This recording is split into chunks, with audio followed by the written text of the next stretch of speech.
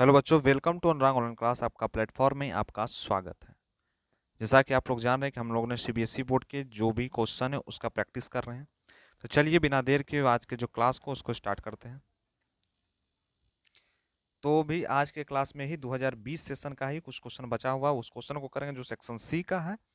ठीक है, अगर आप नए हो तो चैनल को जरूर सब्सक्राइब कीजिए, दोस्तों तक जरूर शेयर कीजिए, लाइक कीजिए। चलिए स्टार्ट करते हैं आज के क्लास को। चलिए नेक्स्ट क्वेश्चन क्या है, क्वेश्चन नंबर 26 है। क्वेश्चन नंबर 26 क्या बोल रहा है कि the position of certain element in the modern periodic table shown in the given group. अब क्या करना है, मॉडर्न पीरियोडिक टेबल आपको जानना है। तो मॉडर्न पीरियोडिक टेबल में जान करके आपको पोजीशन बताना है कि सबका पोजीशन क्या क्या है। ठीक है, ग्रुप पीरियड दिया है जिसमें 1 2 3 दिया हुआ है। ठीक है, यहाँ पर 1 2 3 टू 12 12 12 14 16 17 18। ठीक है, अब बात करें पीरियोडिक टेबल में जी ए डी ऐसा टाइप का नाम दिया हुआ, क्वेश्चन में ऐसा दिया हुआ है। ठीक है, अब क्या बोल रहा है क्वेश्चन, इस पूरे पिक्चर को देख लिया, क्लियरिटी हो गई। अब चलिए इसको देखेंगे। यूजिंग द एबव टेबल, जो आप लोगों ने ऊपर टेबल देखा, अब हमको आंसर आपको बताना है इस क्वेश्चन का और उसका रीजन और केस को लिखना है। ठीक है, 5 नंबर का क्वेश्चन है। क्यों है, क्योंकि सेक्शन सी से आपको कल भी बताए थे। पहला बोलता है विच of the element which form of only covalent compound, इनमें से कौन सा एलिमेंट है जो कोवैलेंट कंपाउंड होता है। Which element non metal and valency जिसका 2 हो। Which element which valency is 2। फिर बोलता है out of H C F and the largest atomic size. उसके बाद बोलता है to the family does H hydrogen, C यानी कार्बन और एफ बिलोंग्स, किससे किससे बिलोंग होता है। चलिए, तो फर्स्ट क्वेश्चन क्या क्या बोलता है, विच of the following is the covalent compound. अब देखिए यहाँ का क्या आंसर दिया है। आंसर यहाँ पर दिया है बच्चों, प्रॉपर नोट जरूर बना लीजिएगा इसका, रिमेंबर करे में आपको कोई भी दिक्कत नहीं होगा। बोलता है फर्स्ट, बोलता है कि the element which forms covalent compound must have valency electron. बोलता है वैसा एलिमेंट जो फॉर्म करता है, जो उत्पन्न करता है कोवैलेंट कंपाउंड को, मस्ट बी वैलेंस, जिसका मस्ट बी वैलेंस हो। ठीक है, इलेक्ट्रॉन्स जो ग्रेटर देन हो, ई जो हो वह ग्रेटर देन हो देन 3 एंड लेस देन 8 से। 3 उसके बाद लेस देन 8 से। ओके, अब बात करते हैं। तो इसलिए वी कैन से दैट, हम लोग कह सकते हैं एलिमेंट ई जो होता है एंड बी जो होता है will have tendency of covalent compound. या क्या होता है टेंडेंसी, कोवैलेंट कंपाउंड का होता है। ठीक है, दूसरा क्या बोला, दूसरा which of the element is non metallic of valency 2। दूसरा नंबर क्या, non metal is present the right hand side. Non metal कहाँ प्रेजेंट होता है, right hand side of periodic table में। दे हैव, उसके पास क्या टेंडेंसी ऑफ एक्सेप्ट इलेक्ट्रॉन। ठीक है, thus their element is e non-metal and the element electron are form merit in a nature। ठीक है, तीसरा नंबर बोलता है विच of the element is metal valency जिसका 2 हो।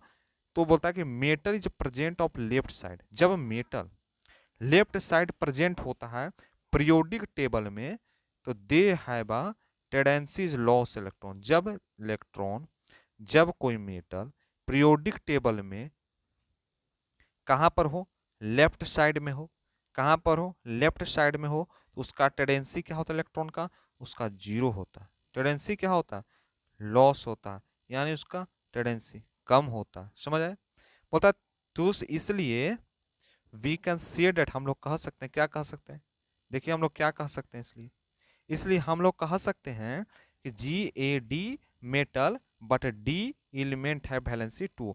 जी ए डी जो है वह कैसे है, किसे क्या कहते हैं, G A D R metal. G A D ऐसा मेटल है जिसका क्या होता है, 0 होता है, लॉस होता है। लेकिन डी जो होता है एलिमेंट, उसका वैलेंसी कितना होता है, 2 होता है। तो वैलेंसी 2 किसका बात करेंगे, बात करेंगे वैलेंसी 2 किसका होगा, तो डी का होगा। डी का वैलेंसी 2 होता है। ठीक है, डेडेटियम होता है इसका मतलब होता है। ठीक है, नेक्स्ट बोलता है एज वी गो डाउन, जब आप गो डाउन यानी नीचे जाएंगे किसका, पीरियोडिक टेबल का, तो साइज ऑफ एलिमेंट इंक्रीज। तो एलिमेंट जो है, जो धातु है, उसकी साइज क्या होगी, इंक्रीज होगी जब पीरियोडिक टेबल के नीचे हम जाएंगे। जब पीरियोडिक टेबल के हम नीचे जाएंगे तो साइज क्या होगी, इंक्रीज होगी। द सेम ग्रुप में, उसी ग्रुप में जाना है, सब ग्रुप में नहीं, पीरियोडिक टेबल के नीचे एक ही ग्रुप में। ठीक है, hence we can say that HCF जो होता है, HCF यानी F is the largest atomic size, जिसमें F का लार्जेस्ट एटॉमिक साइज होता है, इसका एटॉमिक साइज इसका सबसे ज्यादा होता है, ठीक है। The size are atom increase but shells increase, जब एटम की साइज में क्या होता है, नंबर का इंक्रीज होता है, ठीक है। अब और में देखिए क्या दिया, और में दिया है यहाँ पर कि आपको डिफाइन करने का एटॉमिक साइज क्या होता है, given the unit and measurement उसका क्या होता है, and the modern periodic table is observe the atomic radius group of the period away, why it is show, क्यों इसलिए एटॉमिक साइज क्या होता है। अब बात करते हैं एटॉमिक साइज क्या होता है, ठीक है। एटॉमिक साइज का मतलब डिस्टेंस बिटवीन किसके किसके बीच में भाई, डिस्टेंस, तो डिस्टेंस बस सेंटर ऑफ द न्यूक्लियस, जो न्यूक्लियस का सेंटर, यानी यह मान लीजिए इसका जो सेंटर होता है न्यूक्लियस का ऑफ द एटम का, and the outermost shell, जो आउटर, यह जो मान लीजिए आउटर मोस्ट सेल जो दिया हुआ है, यह जो सेल है आउटर मोस्ट, यह उसको ही एटॉमिक साइज ऑफ एटम कहते हैं। एक बार सुन लीजिए फिर से, the distance between the centre of nucleus, जो सेंटर ऑफ न्यूक्लियस के बीच का डिस्टेंस, किसका भाई सेंटर ऑफ न्यूक्लियस, तो एटम का, और द आउटर मोस्ट सेल, और उसका एटम के जो आउटर मोस्ट सेल होते हैं उसी को हम क्या कहते हैं, एटॉमिक साइज कहते हैं। किसका एटॉमिक साइज, एटम का यानी अणु का, ठीक है। The atomic size varies as the number of shell inside atom increase, जब एटॉमिक साइज वेरीज करेगा नंबर ऑफ सेल में तो इंक्रीज हो जाएगा, कौन इंक्रीज होगा, एटम, इनसाइड में एटम जो है, अंदर में एटम जो है इंक्रीज हो जाता है यानी बढ़ जाता है। बात करते हैं a atom having more number of shell, atom के पास क्या होता है, ज्यादा नंबर ऑफ सेल होता है, will have more atomic size, देखिए एटम के पास क्या, ज्यादा नंबर ऑफ सेल होगा, उसके बाद क्या होता है, उसके पास ज्यादा number of more amount of atomic size भी होता है, उसके बाद then an atom having less number of shell, और एटम के पास जो है लेस नंबर ऑफ सेल भी होता है, मोर भी होता है लेस भी होता है, एटॉमिक साइज ज्यादा होता है।